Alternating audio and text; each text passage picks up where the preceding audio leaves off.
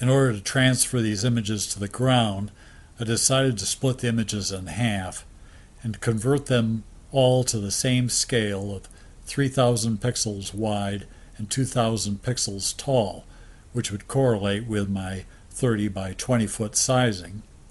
And then I could use the pixel coordinates converted into feet to tell me where certain points were along on the image on the ground. Then I simply had to connect the dots to draw the large, massive figures. Some of the screenshots from the computer show how I would choose points on the figure, get the coordinates, and then transfer them to feet. As I said, the images were split lengthwise in half so that I could measure from a straight line that was in the middle, either 10 feet up or 10 feet down, to locate my points on the ground. The graphics program only gives coordinates in the reference from the upper left-hand corner of the window, not from the middle. So the bottom half of the image was separated, mirrored on top, then the coordinates could be taken from the image and the image was flipped back. The image of Teddy Roosevelt jumping on his horse over a high fence is important because I like Teddy Roosevelt.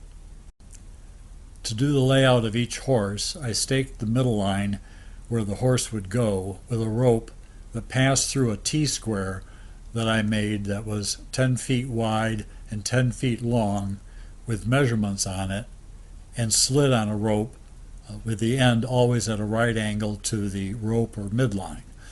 This T-square was made out of PVC tubing.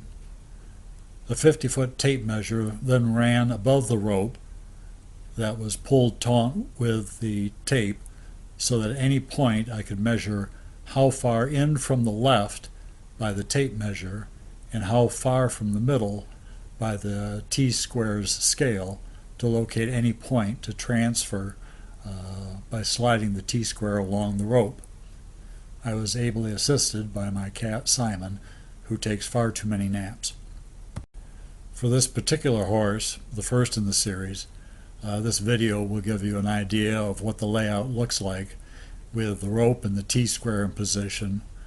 The points I'm transferring are being marked by plastic knives stuck in the ground, and then I used baling twine to run and connect the dots and mark out the image on the ground.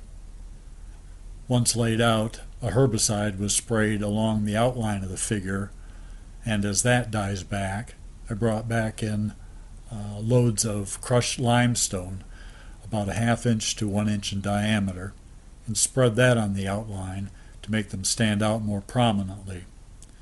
Some clearing of weeds and brush was needed to be done, and reseeding of the grass where the growth was thin, being underneath the trees in the shade, so that there would be the greatest contrast between the green grass and the white limestone.